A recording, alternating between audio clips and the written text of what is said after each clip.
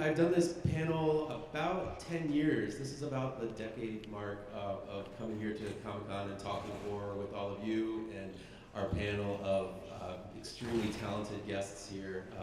We always have a fun mix. It's a fun discussion. Today we're going to do things a little bit differently than we have in the past. We have two clips that we're going to show you guys, so that'll be fun. It'll be you guys will. For some of it, it'll be the first time you guys lay eyes on this stuff, so it should be a fun little exclusive for you guys. But first, I wanted to introduce our talented panel here.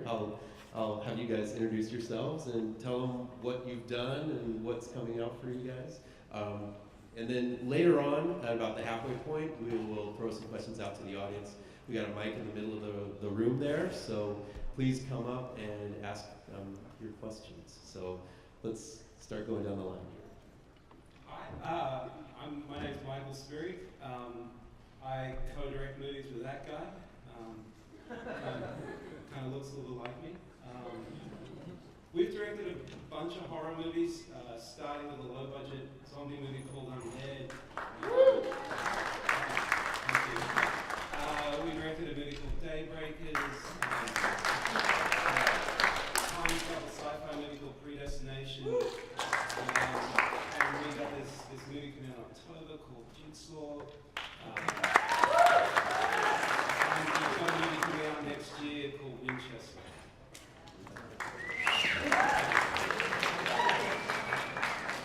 Hi, I'm Peter Spierig, and I take half of everything he earns. And yeah, everything he said. Hi, I'm Roxanne Benjamin. I produce, direct, and write. And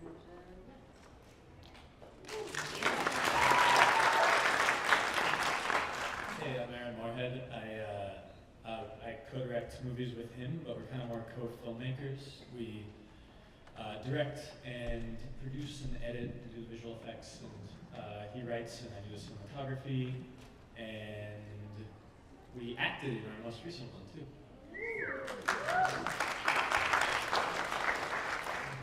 I am Justin Benson, and I've done all the exact same things as Aaron Moorhead, so I'll save us time. But we're about to see exclusive footage soon from the new movie, which will be fun.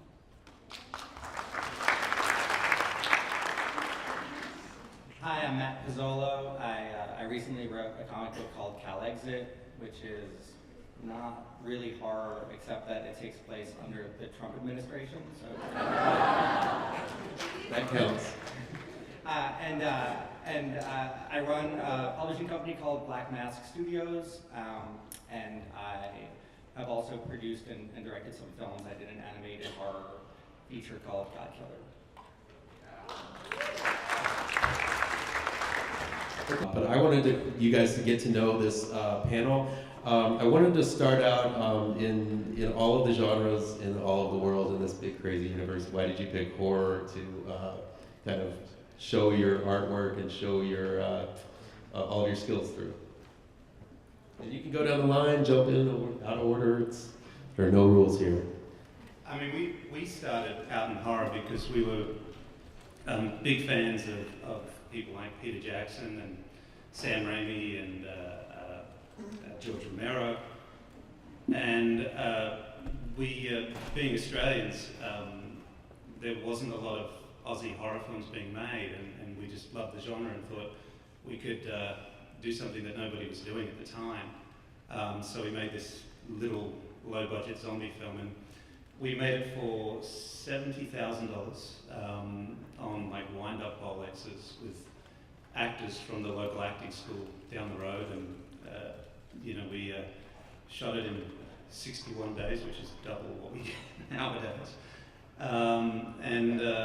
And we didn't think anyone would see it. We thought it would be a tiny little movie, and it ended up being sold all around the world. It was very bizarre to see a film that had Australian accents translated into Japanese. And we actually, I remember when we tried to sell it to the US, a sales agent said to us, it's good, but can you actually translate it into English for us? But we love horror because it's a chance to do, there's sort of no limitations to what you can do in the genre, and you don't have to be limited to ideas. You can go as far as you want and take it to an extreme place. I come from a very messed up family. For real though, I remember being a kid and like my brother, like late at night would get out of his bedroom and go outside and then sing like the Freddy's like 1, 2, 3, like through my window, coming from outsid when I was like a kid, so I would just be terrified by everything. I had one slumber party in junior high and my dad killed the lights and was outside in a hockey mask and lit a chainsaw. And like all of the kids' moms were calling the next day. 3 of us had to go home. One of them like ran into the fireplace, and, like cut their head. It was a whole thing. So that was kind of my background growing up. And I'm just fascinated by what scares people, and I'm actually terrified of pretty much everything, so it's kind of like a weird outlet for me to see if other people are also terrified by those things, and when they are, it makes me feel less like a crazy person.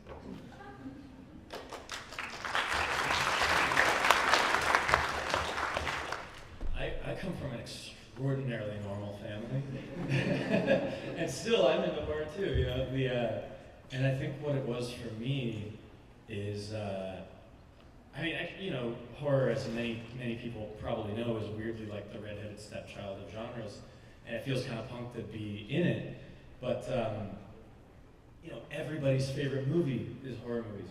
Like Steven Spielberg made a giant shark and giant dinosaur movie. Like everybody's favorite movie are horror movies. Well, still somehow it's like punk to be in the genre, and so that's kind of where I kind of would say, like, why not horror? Because it's what we all seem to be attracted to.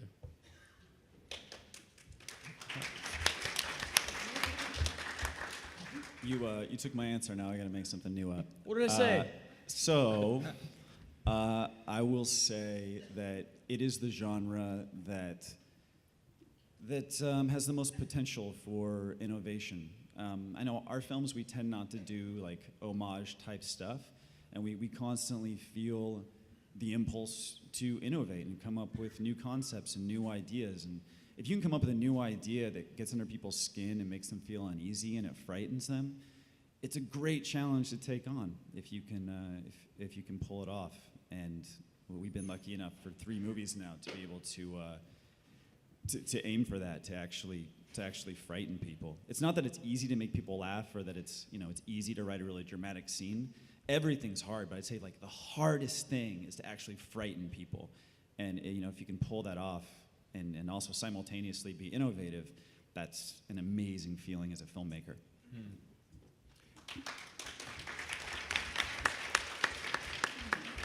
I think one of the things that has really drawn me to horror, and it's interesting that Aaron was talking about it being kind of punk, is it feels very much to me like horror is like punk rock, is like indie comics, in the way that there's really a direct relationship between the creator and the audience. It's not a situation where, like now, a lot of films, like a lot of horror films will get played at Sundance and stuff like that, but for the most part, you could go to the Fangoria convention, or you can come to Comic-Con, and you can really meet directly the creators of the films. And I've always thought that that was a really important part of the sort of community around horror, where the community really supports the films, and a lot of people who are making the films came up at those cons and came up in that same community, and then give back to it. And I think that's a really cool thing to be part of. Cool. Get Out. It was an amazing movie. Do you guys like that movie? Yeah. And I am kind of curious. I had Brian Edward Hill here. He is a screenwriter, a comic book writer. He's heading up a new TV series, and he is also happens to be an African American. And I really am excited about seeing these new voices in horror. Not to say that everyone's voice is not distinct, but just culturally speaking, I think that Get Out said a lot. And I was wondering what you guys think about trying to just the diversification that sort of is going on, and what you guys could think we can do to try to make it feel like there are more voices in horror that aren't just, you know, kind of like geared towards just the white guys, I guess, you know. So, or I was just wondering what you guys thought about that. Anyone? Well, I mean, Get Out is a really good example because it deals with race very, very directly, but also, you know, it seems like because the horror fans will come to the yard because something like tickles their brain, an idea, rather than like, oh, it's got that famous person in it. It allows less of the financial constraints so that we can actually start diversifying and casting who makes sense regardless of gender or race or anything like that. And I know something came out recently that said that something like horror films equally represent men and women. I don't actually know if that's true. It probably isn't at all. But it seems like at least there is a framework for doing a little bit better. And so hopefully we can be, as a genre, leaders in that field. Definitely. I think I have a unique point of view on it because I work in the films, and then I also run a company. And like I said, I have a publishing company called Black Mask, and I co-founded it with Brett Gurewitz from the band Bad Religion and Steve Niles, who did 30 Days a Night. And one thing that we notice in comics, it's really important to have diverse voices, and it's something that everyone's very focused on. And we didn't put a lot of specific attention into it, but we did at one point look and you know, sort of count who on the roster is not, and it sucks to have sort of the binary of people who are not straight, white, hetero, cis males, and then everyone else, which already is a bad binary to be working from. But still, 60% were not straight, white, cis, het, male. And that is actually really high for the industry. And so that was really exciting to us. And I think that you need to have the groundswell of fans demanding it so that the publishers, the producers, the studios will make it a priority, because otherwise they're going to do whatever is easiest and most in front of them. But then at the same time, I also have a lot of conversations with studios where we want to have somebody who is coming from a different background, has a different voice and experience, and it's hard to find people who have experience because it's systemic and it's been going on for so long. So the most important thing is for all of us here and all of us on stage to be supporting people who are coming up, and anyone out there who wants to be, you know, making horror films, and if you come from a different background than maybe is the typical one, everyone needs to work together to encourage and support more people coming in so that there are people who are in the position to be able to take on those roles. I mean, I think the amazing thing about horror, too, is it translates well across the world. I mean, we can make our films in Australia and it can play all over the world, and anybody can make a film in any language, and there's something about blood that translates well. And the great thing is that horror is often affordable in many ways. You know, you can be a first-time filmmaker. I mean, that was our idea, because we had such little resources and little money for our first film, but we felt, let's make a zombie movie because they translate well and they can find an audience, whereas, I don't know, something like a drama, or often action films are so much more complicated to market and sell around the world. Yeah, I mean, one thing that has never been made, which I'd love to see get made, is an Aboriginal horror story. I mean, hasn't really been done, and that would, because there's so many extraordinary Dreamtime stories that are set in the outback, and that would be a very, very creepy premise. But it hasn't been done yet, and now that it's so much more accessible, and there's quite a lot of really interesting Aboriginal filmmakers in Australia. Hopefully sometime soon we'll see a movie that's in that vein. I feel like there's some statistic in the last year of there being less than 7% of female filmmakers out of the top 250 grossing movies. And in TV directing, the number of women directors has actually gone down since the last time they did a study in the last 2 years, despite all of the efforts of finding more female filmmakers for television. I think we need to give more chances to first-time directors across the board. That's how you get new voices pretty much that seems like a no-brainer to me. And when I hear, that, oh, well, we looked for a different kind of filmmaker for this, or we looked for a woman for this directing job, but we couldn't find one in the genre, I find that hilarious because over 50% of horror audiences are historically women. We outnumber the men in theatrical for horror films. So if they can't find them, they're not fucking looking hard enough. Very true. And Roxanne, I just wanted to say as well, the other movie that I really wanted to give a note this year is XX, which you were a part of. Do you want to say anything about just like how that film sort of came together and how you were able to just gather these female filmmakers? I mean, you did exactly what you're talking about. Yeah, and I can't really take the credit for it. I wish I could. It's Jovanka Vukovic, who was the editor of Rue Morgue for a long time, and she had this idea to do it, and XYZ came on board, and Magnolia Pictures, along with them, started going out to female filmmakers. They wanted to make an anthology that was specifically female filmmaker driven, and just kind of see what happened. And it was kind of great because they didn't give anyone any mandates of like, this is what it has to be about, or this is, it has to be female centric. And so it allowed for like a lot of different variation across there, and kind of showed like, yes, of course they're gonna be different. Just because they're all women, it doesn't mean that we all have the same tastes when it comes to genre.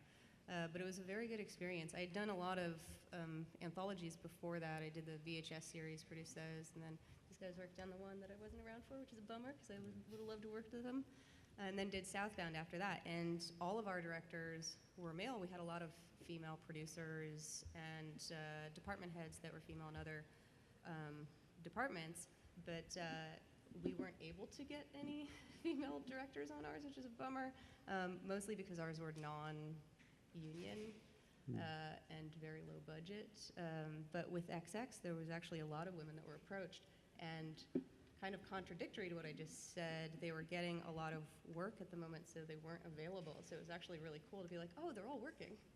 And then they got to the bottom of the barrel and got myself. So I got to direct one on the end. Well, you did a great job with yours. Thanks. I like yours. I want to kind of move on just to kind of look into the future, because this is talking about reinventing horror. This is talking about new things coming up. Where do you see the horror genre going? Is there still are a million found footage films put out there every week, it seems? I reviewed 5 of them this week alone in my column for Ain't It Cool News. It's up there right now, quick plug. But it seems like that might be a direction. Things like VR, things like first person, putting yourself in the kind of driver's seat. What do you guys think of that trend? What do you think of, or is there anything else, any other direction you'd like to see it going? Well, I think what's changing is the platforms in which these types of films get released. I mean, it used to be just all about theatrical, right? Like trying to get these movies into cinema. And that's less important nowadays, I think. And I think that particularly if you make low-budget horror movies, I don't think our first film would have any chance of going theatrical nowadays. So it's interesting the avenues in which have opened up for filmmakers. I think that there is always, it seems like horror always seems to be low budget, generally speaking, and I think there's something good about that in the sense of it gives you freedom. You don't have to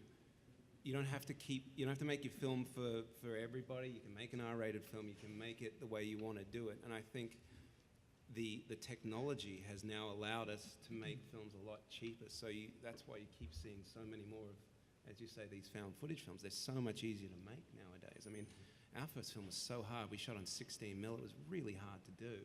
And now it's so much more accessible for so many more people. So that's why there's so much more out there. Where do you guys think it's going? Aaron and I make really weird genre films. Our first movie, Resolution, we made for $20,000. And it somehow got into a big film festival with a sales market. It sold, it got good reviews, and it did well financially for a movie that cost $20,000 to make, and it's got a great legacy. we went to make our second movie, Spring, and we pitched that movie 200 times, and every single person said no. We ended up having to self-finance it again. Roxanne, you were in one of those pitches. You've seen that pitch. That pitch got rejected 200 times. And we eventually had to self-finance it. And again, it did well financially for what it was. It did well critically. And our third movie, The Endless, the trailer you just saw, that one was the first one that an investor came on board and would invest in it the traditional way.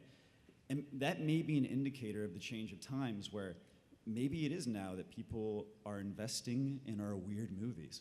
And that's great. That means that the genre is progressing and that people will make something that's not... There's nothing wrong with the haunted house movie, but man, we had a lot of opportunities to make haunted house movies that were sent to us, but no one would make our movies. Yeah. And it seems like now maybe they are, and that's awesome. Yeah, and I think there's right now a lot of unnecessary focus on format, things like, as you said, found footage or VR, and I think that those innovations, they're going to be amazing, and they are currently amazing. But the things that are going to last, that go beyond gimmick, is innovation in storytelling, and trying to just give people a new idea and show them a story that hasn't been seen before. And actually, one thing that I kind of wanted to, I heard just now you guys are doing the Winchester House. Is that what it is? The Winchester House? Yeah. Are you able to talk about that at all? Because I love that story. Is Me that too, I'm something, obsessed. or is that all under wraps? No, I mean, we're so lucky. We got Helen Mirren's playing Sarah Winchester, and Jason Clarke is also our the lead. Yeah, it's about the Winchester Mystery House, which, if you don't know, it's a real place in San Jose, and it's the story of Sarah Winchester, who was the heiress to the Winchester rifle fortune, and she believed that she was being haunted by all the spirits, all the people that were killed at the hand of the Winchester rifle. It's a real place. It's an amazing house. Really creepy. I highly recommend you go check it out. Yeah, and Helen's awesome as Sarah Winchester. I don't know as to format, but I mean, it is every kind of generation or every decade. The horror movies reflect kind of the fears of the current time period. So while this may be a terrible time for us as a country, it's probably going to be really good for the horror genre in the next couple of years, and the stories that are going to come out of that. Yeah, I think about the 80s, and that was like, I'm sure for all of us, that's our like the golden years. The really cool horror movies were made back then, and that was a special time as well. But Matt, I know you have had experiences with multimedia. Do you have any thoughts on like where the genre's going? Are we talking about in terms of format? Or Yeah, well, format or subject matter. Before I ran Black Mask, I ran an indie film company called Halo 8, and we did a lot of like real underground genre stuff. And it was mostly DVD, and DVD was interesting because we could run it like a record label, and you didn't have to go through a lot of gatekeepers.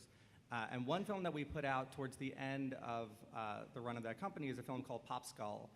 It was Adam Wingard's first film. E.L. Katz, who did Cheap Thrills, wrote it. And that was really interesting because I felt, I was excited by the support for it, and it seemed like there was a shift where we're going away from sort of the torture porn stuff that was really prevalent at the time, and it was more of a, an art house. We were calling it like mumble gore and stuff like that, or we weren't calling it that, but that's what some journalists were calling it. And it was part of this shift into more thoughtful horror films than had directly preceded it, in my opinion. And I think that was really benefited by things like Netflix streaming and iTunes, where you could really go directly to an audience without it having to go into Best Buy and stuff like that and explain it as like, this is a horror and this is how much nudity is in it, so that's gonna really sell for you guys. Like it was real different once it was just able to go directly to the audience through Netflix and iTunes. And I think that you're getting more and more of that. I think there's gonna be more direct relationship between the creators and the fans, and I think that's only gonna be good for continued innovation in horror. There's something else. We talked about this once about how I don't know if it was iTunes or YouTube or whatever, but you can tell where a person stops and rewinds and does all of that stuff and watches over and over again on that. Me? Yeah. Again for me? Yeah. I think that was for YouTube. Oh, it was? We can Okay. put things on YouTube and we can track, this is cool, we can track exactly where you pause it, where you stop, and what you rewind and watch over and over and over That's and kind over of and over frightening. again. It is. It really is. But that's probably not good because then it's just going to make people be like, I'm going to do that constantly. It's just like not good. Yeah. John Carpenter. And I think I love They Live. I mean, that's more sci-fi, I guess, but I think my favorite is probably The Thing. I think that is the greatest makeup effects ever done in cinema. And when it came out, it was so underrated. It didn't do well at the time. You know, everybody liked the friendly alien that was E.T. at the time. And I think that film is a masterpiece, and I've watched it so many times. And that scene with the defibrillators where guy's stomach, oh man, it's amazing. Yeah, that was before CG. Yeah. It was, yeah. I would say The Exorcist is probably my favorite. Yeah, it's an extraordinary movie. It's extraordinary in the performances and the tension and the scares. It's quite amazing. Either Carrie or In the Mouth of Madness, which I know don't That's really seem another like it great could be John much Carpenter. farther apart from each other, but it encapsulates my tastes. I'll let you go first so I don't steal all yours again, just by virtue of being right to left. Thank you for doing that. You're welcome. I'm gonna repeat. Everyone said The Exorcist is one of the greatest films of all time. That and then Kill List. How many people have seen Kill List? It's a smaller movie, but love that movie. Yeah, I was gonna throw out Kill List, and I kind of like. I mean, obviously all the classic horror stuff, but some more modern, unconventional ones, I guess. I loved The Witch. I like No Country for Old Men, which is actually kind of a horror movie. And then I know Draft House re-released Wake in Fright, which is another kind of weird sort of horror movie. Oh, yeah, that's cool. And then but Kill List blew my mind too. It's Australia. My favorite is a film called The Devils, which is difficult to get. It's based on a Huxley play called The Devils of Loudun, and I highly recommend you look for it on Pirate Bay, because it's awesome. Oliver Reed and nuns and all kinds of blood and gore. But I always loved Rosemary's Baby. That movie just always scares the crap out of me. It's so slow. It's like slow build, and it's just perfect, I think. So, yeah, this question is for the Spierig Brothers. In an article regarding Jigsaw, you said that this is going to be a more fun and less vicious Saw movie. And that kind of had me a little worried because I love the dark tone of the original first 7. So I was wondering, is it still going to have its dark, creepy undertone still? Is it going to have any of that like it did the first ones? Yeah, I mean, sure, of course. It's, there's something in there for everyone. No, it's definitely a dark film. There's no question about that. And it's, it's at its core, it's a thriller. It's a mystery story. It's, the first film was really not that violent. I mean, it progressed in terms of its violence. But this is not a comedy. It's not a funny movie at all. This is a thrill ride from beginning to end, and it's definitely it's very dark in places, and there are moments of levity in there. But it's what you know and love, but it's also got a new spin on it. And there's no point in bringing a franchise back if you don't do something a little new with it. Otherwise, what are we doing? We're just repeating the same thing over and over again. So we're definitely big fans of the series, and we are staying true to the series, but we're offering something new as well.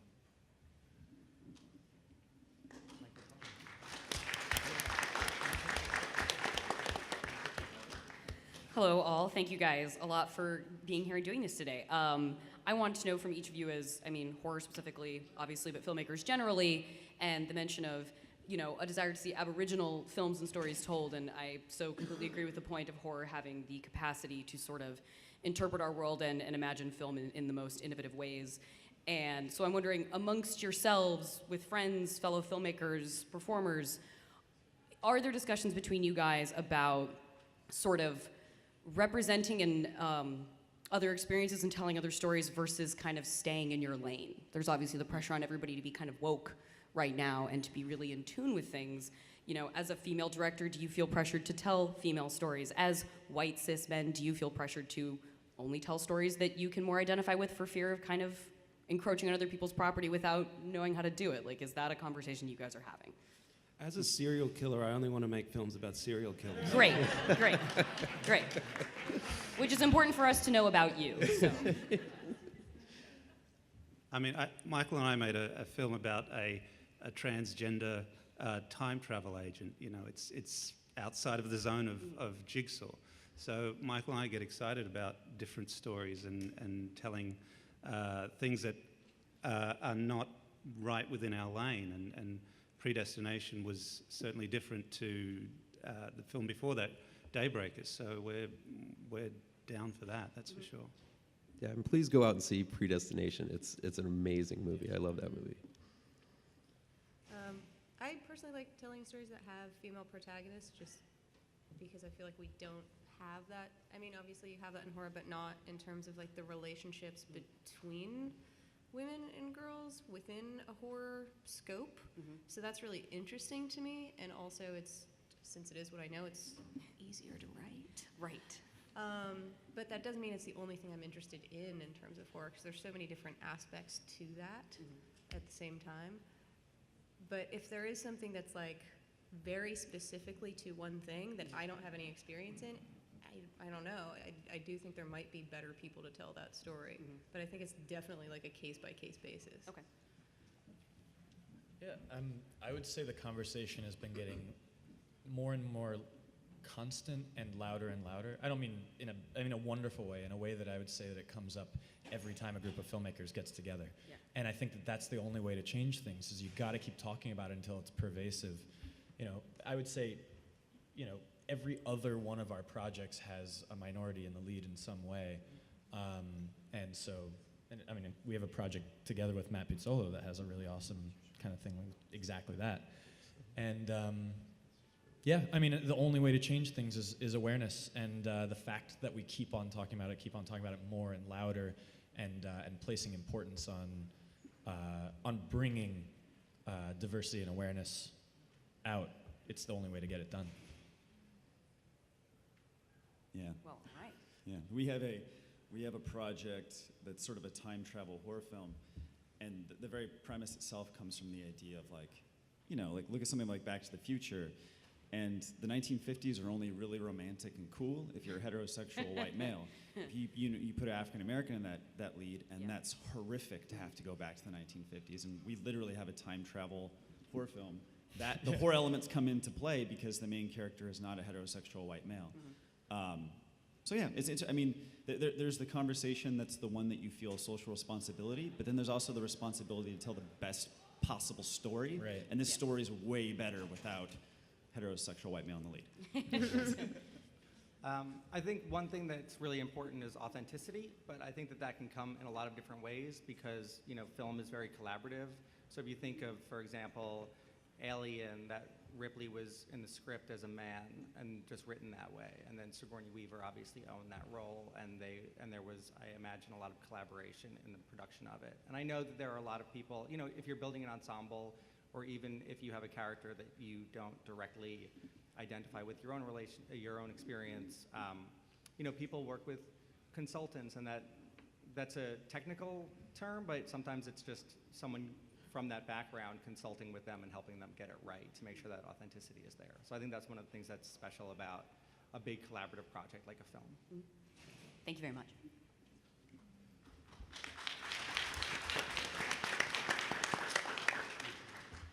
So as a horror movie fan, I'm not big on the jump scares because I get scared with the tiniest things. But the ones that I do like to watch are, I'm a big fan of the Japanese scary movies. The Grudge is like one of my favorite ones. Or recently I watched Train to Busan that, oh my God, it broke my heart.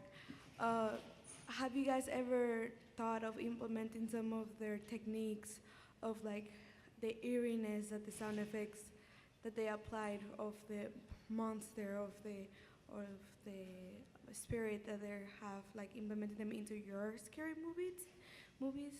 Because I feel like that is what gives it the scariness. Like you don't really see the spirit or the monster. It's just the eeriness is what has you like hooked, and it like, I don't know how to explain it, but have you guys ever tried implementing the techniques that the Japanese or the Korean people use in their scary movies? That is my question. I just want to. Oh, sorry. No, please. To say, I took the train down here from LA, and the whole thing, like the time, all I thought about was Train to Busan. Oh yes! Oh my God! And like I can't see whether trains I would anymore the make same it way. out, and like the whole, like everyone in my car, like who would be the person that would be Yes, like a I help, and who know. we should like shove in front, you know? Yes. I can't see trains the same way. I'm like, I see trains and I'm like, Christ.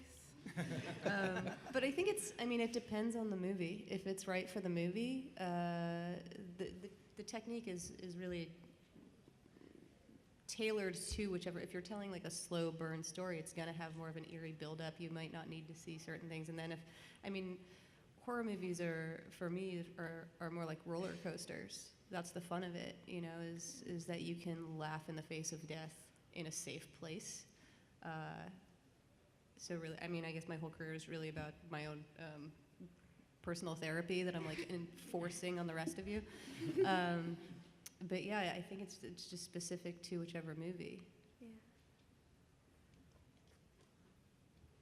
Yeah, I was going to say something similar, just in terms of it's really dependent on the type of movie that you're making, right? I mean, if it's a scary haunted house movie, and which is what Michael and I are working on at the moment, it's all about, you know, the anticipation as much as it is about the moment that the scare happens. Sometimes the anticipation is scarier than the actual reveal of the scary thing. So it just depends on the type of movie you're making. Whereas with something like Jigsaw, it has a bit of both. You know, there's an anticipation, but then there's so much tension that continues throughout the entire moment of the trap or the scare or whatever it might be. You know, and a film like Jigsaw is very different to Winchester in terms of, you know, there's a slow burn in Winchester. It's not a slow burn in Jigsaw. It's full on from beginning to end, and so it depends on the movie. All right, thank you. It looks like we have time for one more question. I'm so sorry. I wish we could have more. All right, hi. So when I talk to people about horror, I find that they're usually resistant to it, and they immediately say, oh, I don't like to be scared, I don't like horror. And then they talk to me about something like Toni Morrison's Beloved, or No Country for Old Men, or Jaws, and I think, well, those are horror stories. So how do you define horror as a genre, and what are the parameters for you as creators? What's weird is, you know, our movies in some ways fall between the cracks, genre-wise, and we realize that it doesn't really matter. We do need a way to intellectualize and talk about our films, and so to categorize them is one way to do that, is call them horror. But really, and this is the answer I bet every single person would give, is like, if you call it a horror, it's a horror. You know, I mean, you can't call Anchorman a horror movie, but but nobody would. But if you think that it's a horror movie, and then you can divide them into whatever kind of things you want to say, different waves and different movements in horror, different types. There's things that are a lot more visceral. There's types that are a lot more thoughtful, and it's all okay. It's all just part of the conversation, and I think that it's all okay as long as you think it's horror or not horror. It's fine. It's just categorization, and it has nothing to do with the actual content or quality of the movie. I've definitely convinced friends to watch horror movies by telling them they're not horror movies. People do seem to be resistant to the word itself. I think it conjures kind of like a, you know, people, when you say horror movie, people immediately just think kind of like B-horror movie, or it's going to be a lot of gore and a lot of blood. But then, I mean, Zodiac is one of the scariest movies I've ever seen, and I don't know, I think like half of Twin Peaks, like there's nothing more terrifying than like all of the subconscious tension that David Lynch can bring to a person, and it's just a very interesting thing that is a thing that people don't see the genre itself as kind of like, I don't know, as highly regarded as I would like it to be. I guess. Even in terms of like, I'm in casting right now for a film, and part of that is also like trying to sneak it through as not a horror movie, because a lot of people don't want their clients to be in horror movies, because again, they think of it as like, oh, it's going to be like that's going to be lowbrow, and we want you to do something highbrow. So we try to sneak it in as if it's highbrow. Anyone else? Okay. I do want to go down the line here and have people just let everybody know what you're working on next, what's coming up. You guys mentioned it a little bit earlier. I just want to, I never get to throw out my stuff because everybody gets up and leaves at the end when they get to the end. So I just wanted to say, check out AICN Horror on Fridays. And also, I have a comic coming out in September, GRAVETRANCERS. Please check it out. It's really scary and it's really creepy. So go right ahead, guys. Well, check out JIGSAW Halloween. It's a lot of good, gory fun, so make sure you check it out. And again, Winchester is, I guess, our supernatural haunted house movie. Helen Mirren, Jason Clarke, Sarah Snook. Yeah, we're editing that right now, so that's going to take up most of our time to the end of the year. I'm doing what he's doing, so yeah. Jigsaw. It's we're super proud of it, and it's a hell of a ride, and I hope you all go see it because it's worth your time. So October 27th. I'm actually working on my first full feature right now that is not an anthology. Yeah. And shocker, it's about girls. Right now, most of our time is being taken with the rolling out of The Endless, which is coming out first quarter of next year. And so we're doing stuff like this, but also pitching our next projects, which I'll let him talk about. Man, you know what's funny? I don't even know which ones we're allowed to talk about. Yeah. And there's so many of them, you guys would get so bored. Are we allowed to talk about the project we're doing? Nope. Yeah. Okay. Yeah. Can't do that. Wait, what's one we could talk about? I did want to say that I know you guys said that Resolution and this film, The Endless, they're somewhat tied together in the same universe, right? So yeah, they're like they're not in any way like a sequel or anything like that, but they live in the same world. yeah. So if you liked Resolution, check out The Endless. Yeah. Definitely. So, in brief, we've got 4 TV shows in development and like 3 movies, and I can't talk about any of them. But Matt, I was hoping you can talk about. I can talk about all sorts of things. I can talk about booth 2104 is where Black Mask is, and that's where you should go so that we can talk about all the things that he's not allowed to say into a microphone, but I'll tell you secretly. And yeah, you can come down. We have all sorts of cool comic books. Some of them are horror, and I will autograph anything you want for free. Young Terrorists, God Killer, and my new book, CALEXIT. And CALEXIT sold out everywhere around the country within 24 hours. Well, it's about California seceding and going to war against the president. And, right? Come on.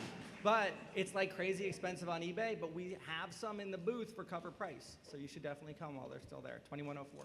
Thanks. Well, thanks a lot, everybody. I really appreciate you guys filling the room. It's been really great. I'll be doing another one of these at New York Comic Con if you guys are around, and we'll be back again next year too. So thank you very much. Have a